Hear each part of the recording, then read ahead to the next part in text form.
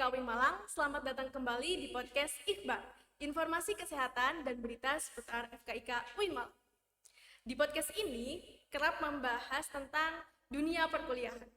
Tapi lebih dari itu, kita juga membahas bagaimana sih cara menjadi mahasiswa yang baik, aktif, seru, dan tentunya berprestasi nih teman-teman.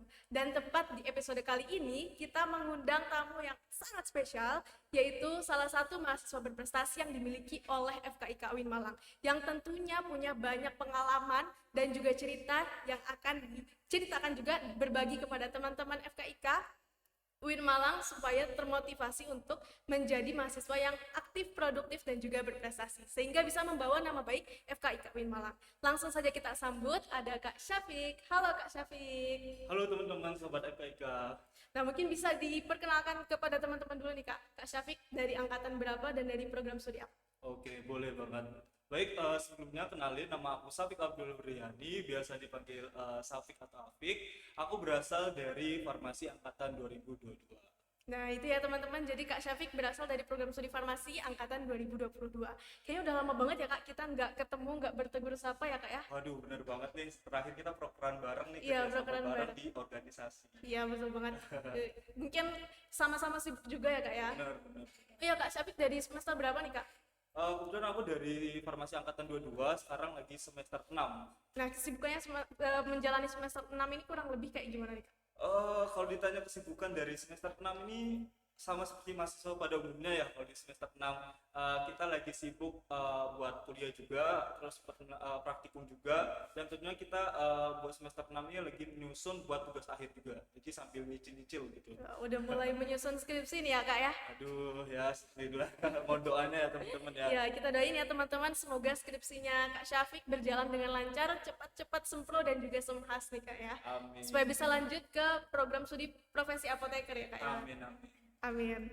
Oke nih Kak, di episode kali ini kita akan membahas satu tema yang sangat menarik nih menurut aku nih Kak, yaitu salah satu kegiatan unggulan dari FKIK UIN Malang yang sempat kemarin juga disosialisasikannya ke teman-teman di FKIK, yaitu nama programnya KMUTT.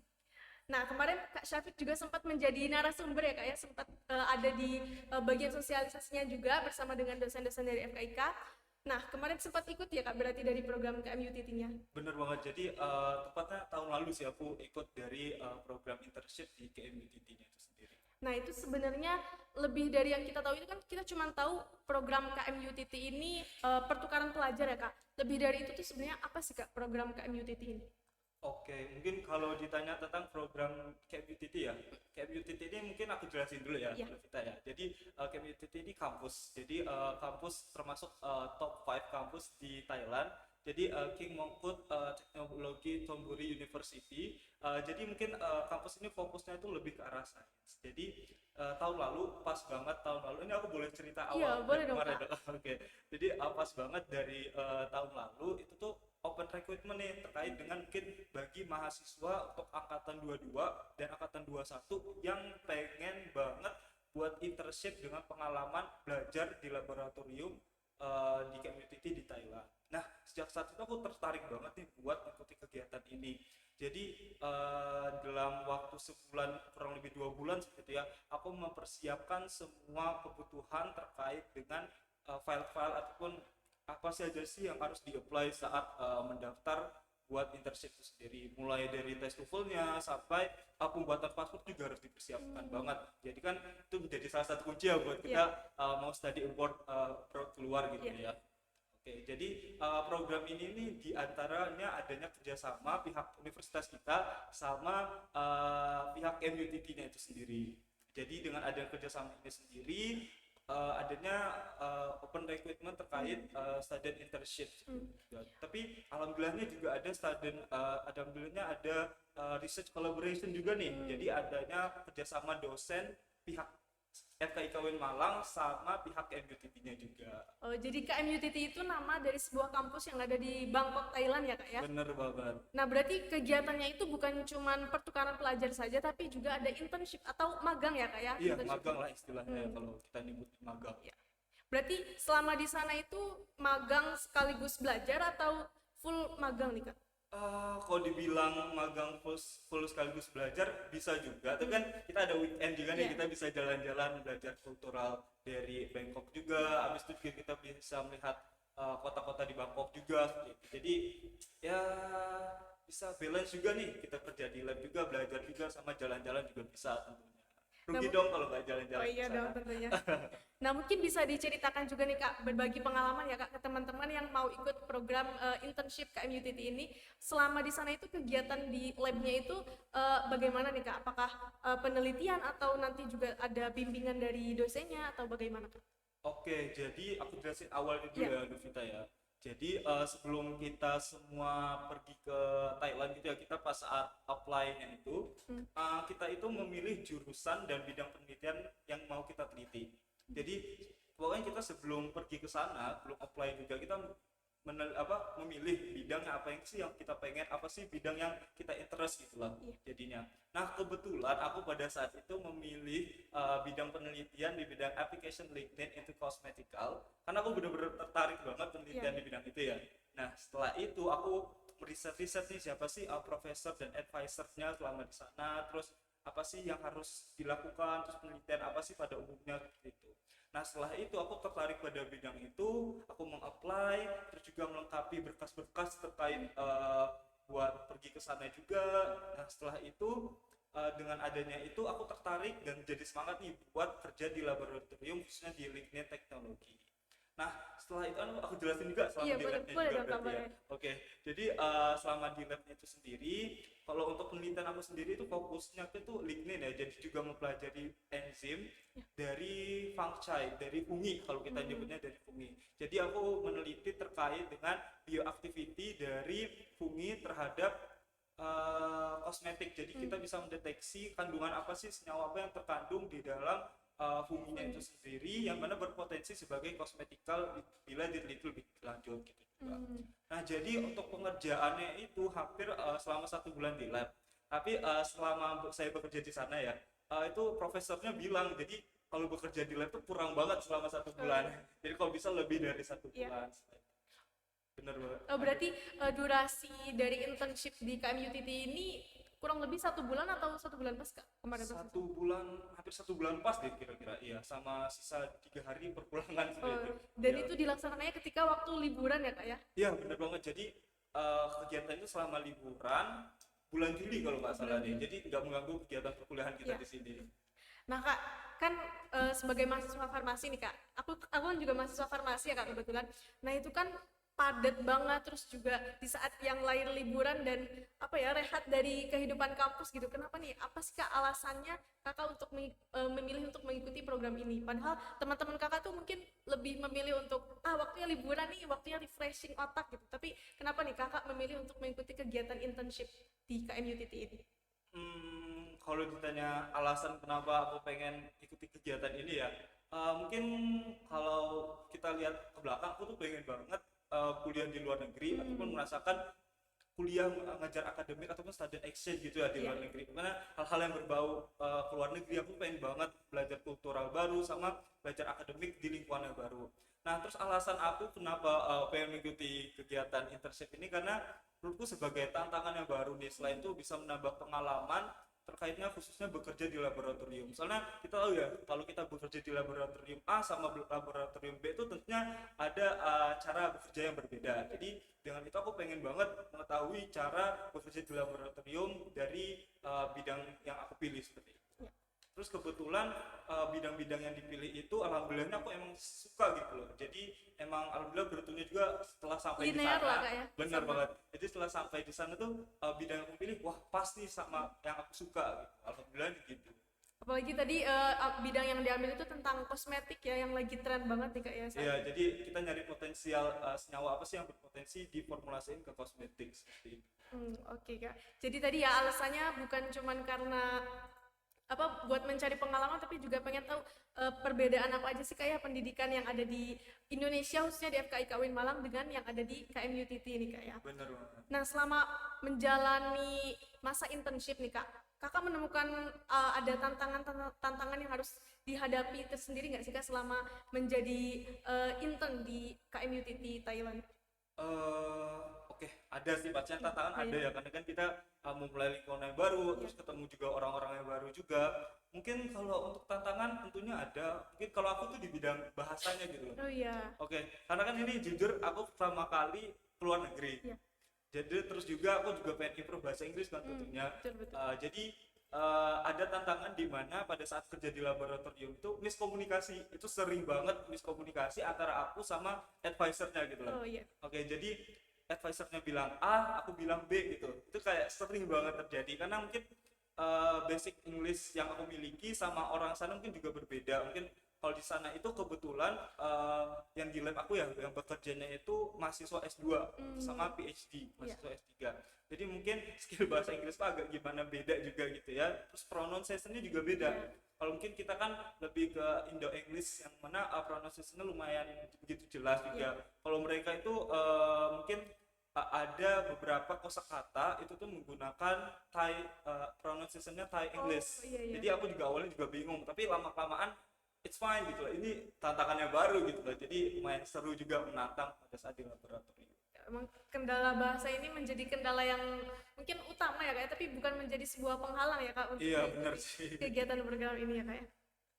Nah Kak, selama mengikuti kegiatan internship itu juga kan pasti ada lah ya Kak rasa bosen gitu, boring, pengen apa ya, pengen keluar, pengen refreshing gitu. Nah, apa sih yang biasanya Kak Syafiq lakukan ketika merasa bosen gitu mengikuti program internship di sana?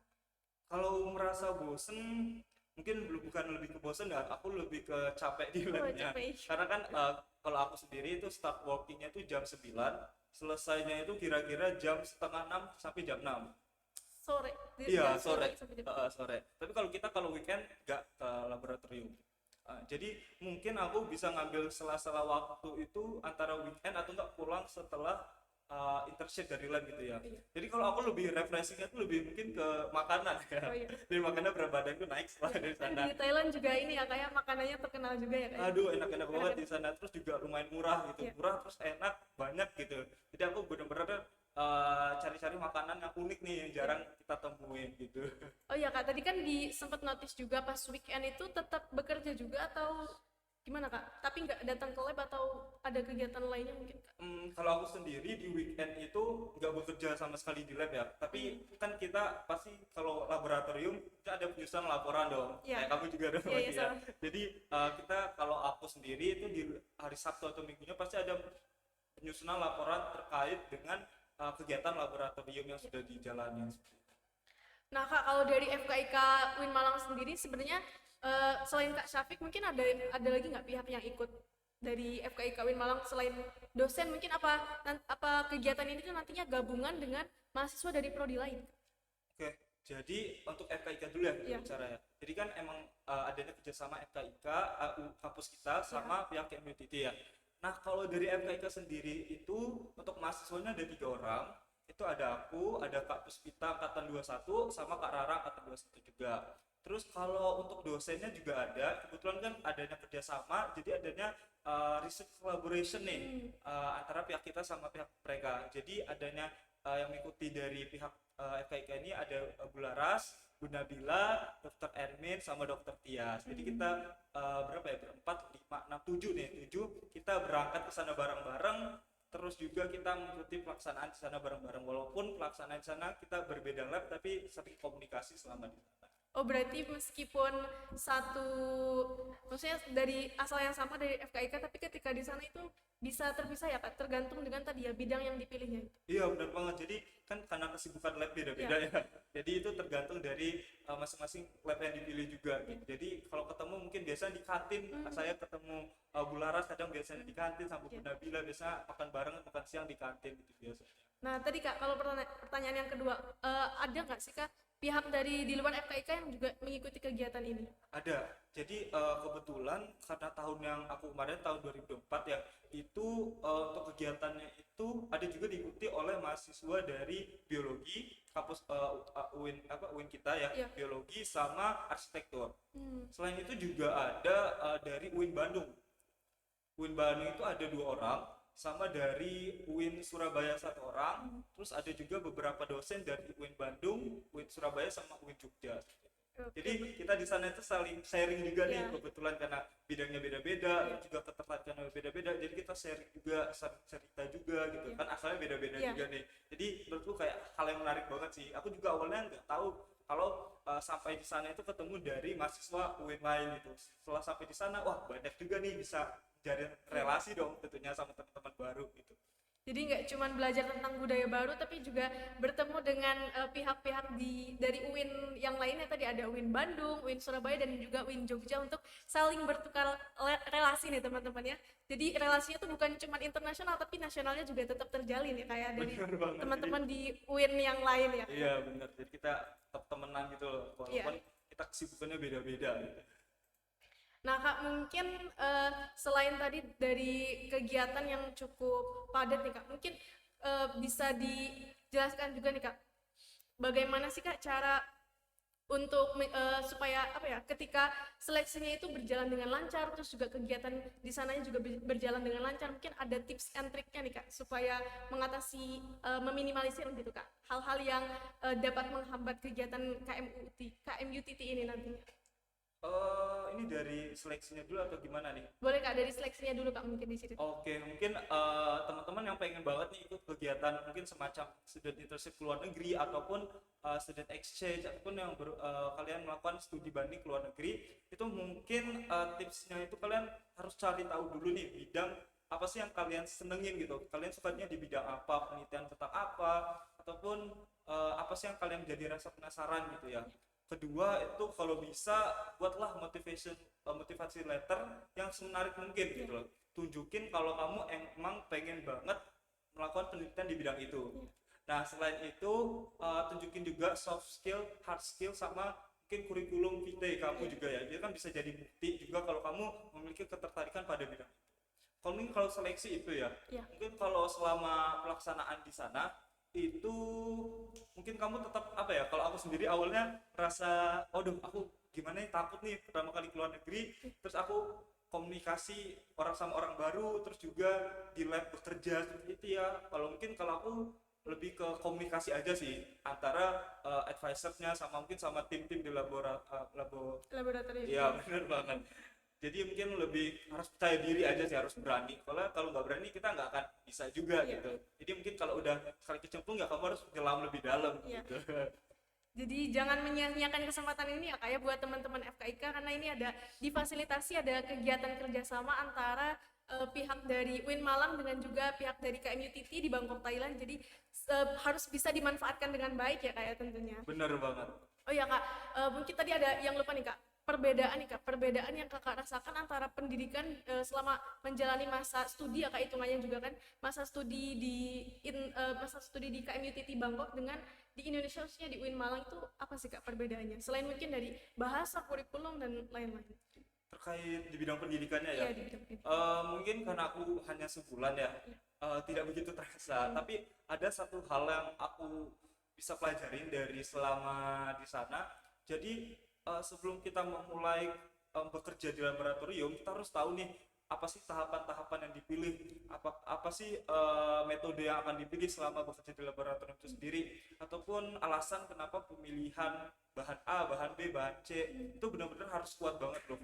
Jadi sebelum saya konsultasi ke advisornya itu kita harus menyertakan sumbernya sih mana sih, kenapa sih harus ini itu.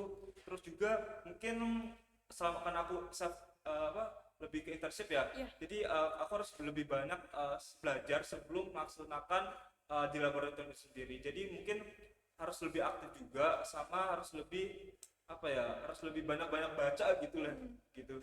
Tapi Kak, ada nggak sih Kak pelajaran yang misalnya saya belum dapet nih di kampus saya, tapi ternyata di sana baru dipelajari atau baru diajari, itu ada nggak sih Kak hal yang kayak gitu? Sebenarnya ada banget, ada hal lucu banget juga sih. Jadi kan, tapi kita kan sebelumnya udah dapat mata kuliah mikrobiologi dan praktikumnya ya. Iya. Nah, itu kan aku milih di lab lignin ya. Itu kebetulan kan kita harus lab lignin harus steril juga ya. Itu ada beberapa hal yang pengalaman kita udah ikutin praktikum itu bisa kita terapkan di sana. Tapi ada satu hal itu yang kocak banget, menurut aku lucu banget. Jadi aku nggak bingung cara penggunain autoclave-nya. Soalnya Oh. di sana autoclave-nya itu touchscreen. Oh, beda sama yang di sini kan masih manual ya kak ya. Iya biasanya. benar. Jadi di sana itu touchscreen, terus juga cara perlakuan alatnya juga beda gitu loh. Jadi aku sedikit bingung. Jadi aku tanya-tanya lah, kayak aku berani tanya-tanya karena jujur nggak pernah pakai Iya. alat yang gituan kan. Jadi aku tanya, oh rupanya alatnya gini gitu. Terus ada juga nih, mungkin lebih ke disiplin kerja di laboratorium ya lo. Mungkin setiap alat yang gunain itu baik beker, gelas, carbon Mayer ataupun hal-hal kecil itu ya. Jadi setelah kita pakai dibersihkan sampai bersih. Habis itu dibilasnya itu bukan pakai air biasa. Jadi benar-benar dibilas pakai aquades, terus dikeringin pakai ada arak ya. Jadi ada rak, terus alatnya itu mengeringkan semua alat-alat yang diletakkan di rak. Berarti teknologinya udah lebih maju ya kak ya dari pendidikan di Indonesia ya kak ya. Ya kita masih Iya, juga iya, berusaha masih berusaha. mengikuti ya. Iya. Jadi beberapa alat di lab itu benar-benar jadi pembelajaran baru buat aku. Mungkin kalau di lab tuh harus sterilnya harus tinggi, terus juga harus disiplin juga, sama mungkin waktu sih lo. Setelah aku selama di sana 1 bulan itu benar-benar kalau janji jam misal jam 9 ya, kita harus benar-benar udah di lab jam 9 gitu. Kalau bisa jangan telat gitu. Iya. Mungkin kan kalau kita habitnya mungkin nggak apa-apa Iya, deh, nanti- telat dikit, iya, telat dikit. mungkin 2 menit telat Iya. dikit, tapi di sana kayaknya nggak berlaku deh. Soalnya pas aku datang ke sana itu semua orang tuh udah ada di lab pada jam yang sangat pagi gitu. Jadi mungkin harus pelajaran yang bisa ambil tuh mungkin disiplin waktu juga seperti itu.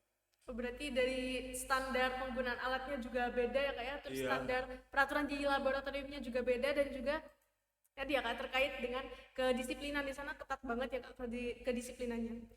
Ya sebenarnya nggak ketat banget sih, maksudnya tingkat mereka disiplin ke waktu juga Oh, lebih iya. tinggi gitu. Iya.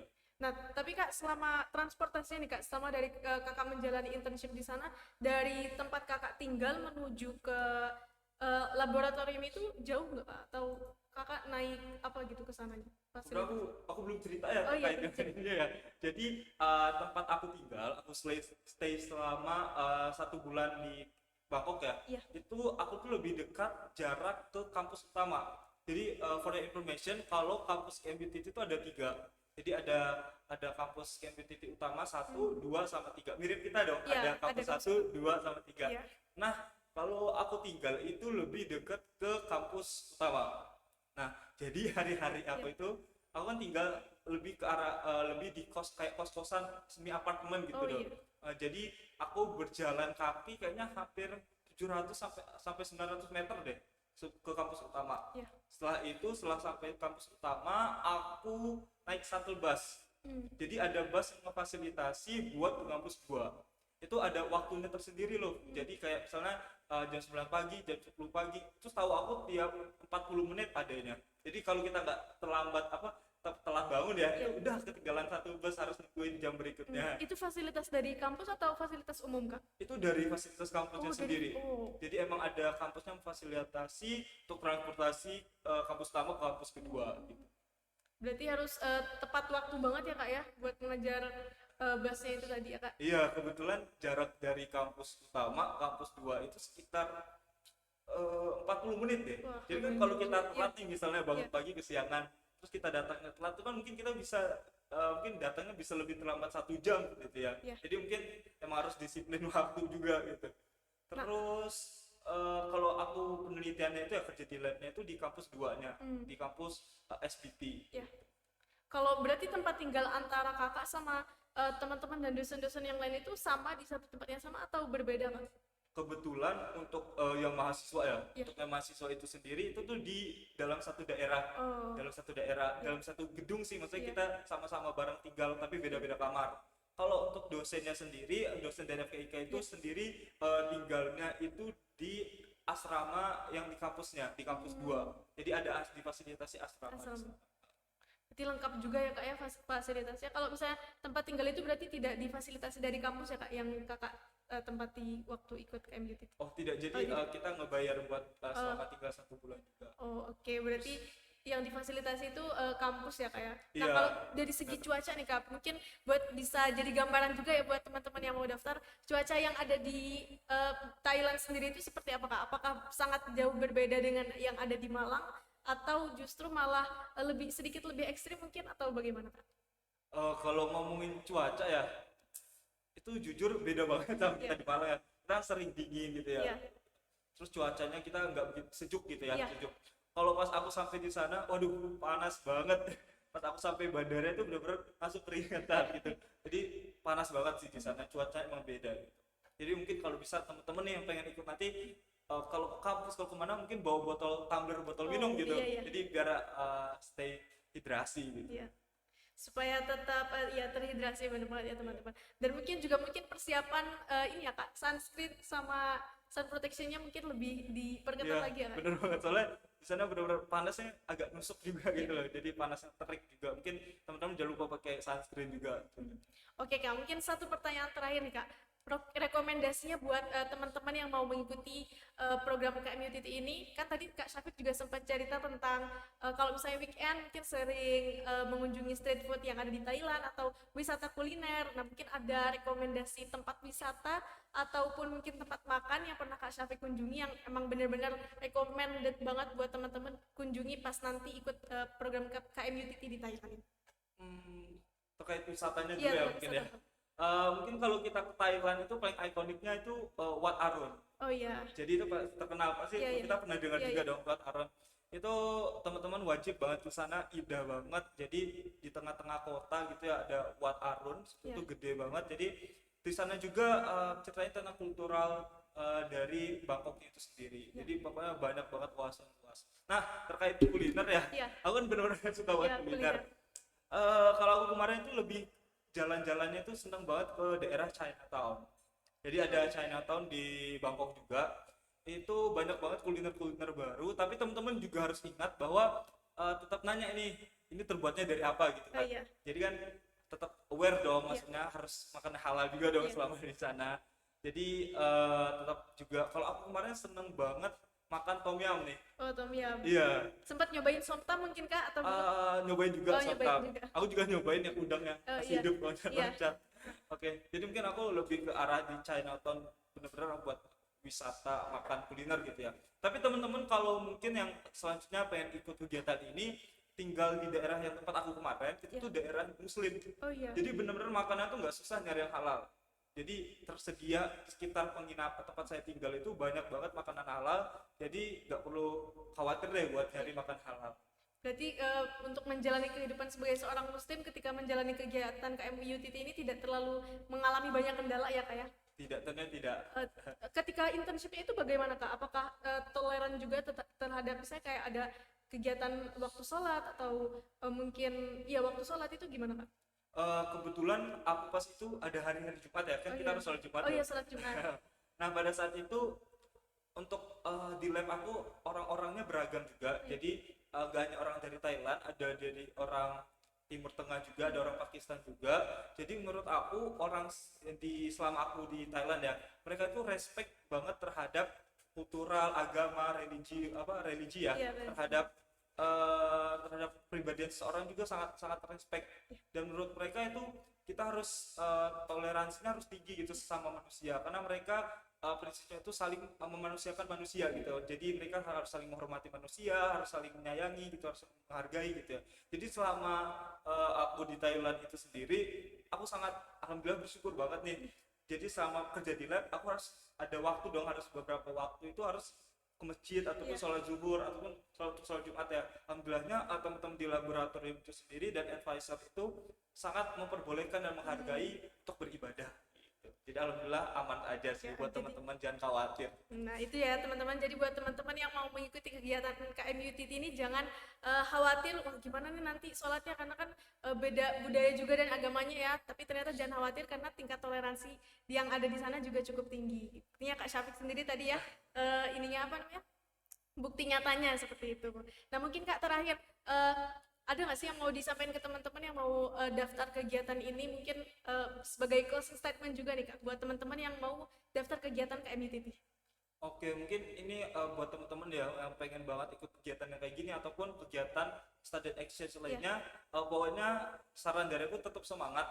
Jadi tetap berusaha keras apapun yang pengen kalian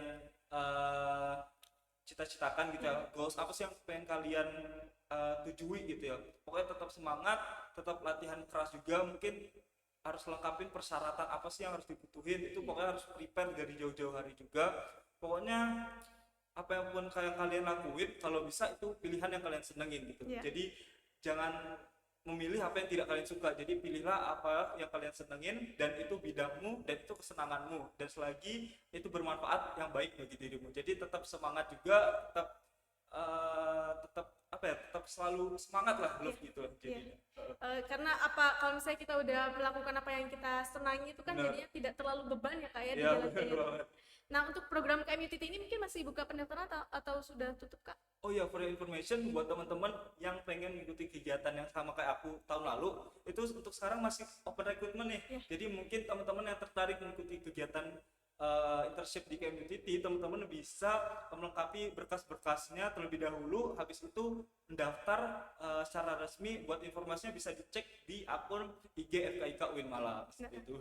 Ya, mungkin teman-teman yang mau ikut daftar dari kegiatan KMUTT di Thailand ini, oh ya, kapan Kak pelaksananya untuk tahun ini? Pas aku baca udah aku tanya juga, itu insya Allah sekitar bulan Juli juga. Intinya pas saat libur semester kuliah. Berarti sekalian liburan dapat ilmu juga ya kayak Bener dapat ilmu banget. baru. Nah, Iya. jadi itu ya teman-teman buat memperkaya pengalaman. Nah, nanti jangan lupa follow Instagramnya dari FKIK UIN Malang buat info lebih lanjutnya. Di situ ada buat link pendaftarannya juga ya kayak tercantum. banget. Kemudian juga syarat-syarat dan berkas-berkas yang harus dilengkapi juga bisa dicek di akun Instagramnya FKIK UIN Malang. Jadi jangan lupa di follow ya teman-teman. Oke, mungkin nggak kerasa banget ya Kak ya, waktunya udah hampir habis nih Kak ya. Kita ngobrol panjang lebar terkait dengan pengalamannya Kak Syafiq selama mengikuti kegiatan internship di KMUTT di Bangkok, Thailand ya Kak ya, selama 1 bulan. Nah, jadi buat teman-teman sekali lagi jangan ketinggalan ya, jangan sampai nanti waktu pendaftarannya udah ditutup tapi teman-teman pengen ikut daftar. Nah, jadi mumpung ada fasilitas dari kampus nih, kegiatan internship di luar negeri pastinya juga bersertifikat internasional ya Kak ya. Ya bener banget. Jadi bisa ada sertifikat berpengalaman sudah mengikuti kegiatan di sana gitu. Nah, itu ya teman-teman. Jadi tadi pengalaman dari Kak Syafiq yang sangat luar biasa banget nih, kita dapat cerita yang menarik. Semoga teman-teman yang mendengarkan juga ikut termotivasi untuk menjadi mahasiswa yang produktif, aktif dan juga berprestasi dan tentunya membanggakan di FKIK UIN Malang. Nah, mungkin sebelum mengakhiri podcast kali ini ada satu quotes dari saya. Quotes-nya itu gini Kak, kan waktu itu ibaratnya kanvas dan produktivitas itu ibaratnya adalah kuas. Jadi warnai teman-teman, perjalanan teman-teman semua dengan menjadi produktif seproduktif mungkin, jadi mahasiswa yang produktif supaya kanvas teman-teman itu bisa lebih berwarna gitu ya. Nah, oke. Mungkin sekian ya teman-teman podcast kali ini. Saya Lufita Diani Larasati pamit undur diri. Terima kasih. Sampai jumpa di Ikhbar Podcast episode berikutnya. Terima kasih. Wassalamualaikum warahmatullahi wabarakatuh.